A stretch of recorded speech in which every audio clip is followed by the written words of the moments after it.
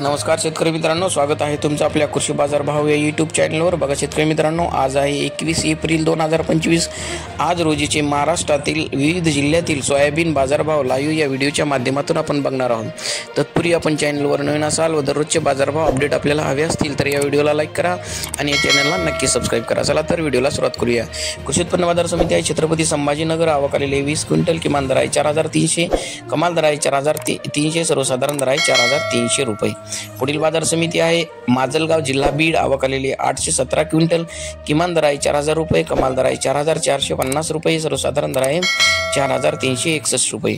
या पुढील बाजार समिती आहे सिल्लोड। आवक आलेली 5 क्विंटल, किमान दर आहे 4250, कमाल दर आहे 4250, सर्वसाधारण दर आहे 4250 रुपये।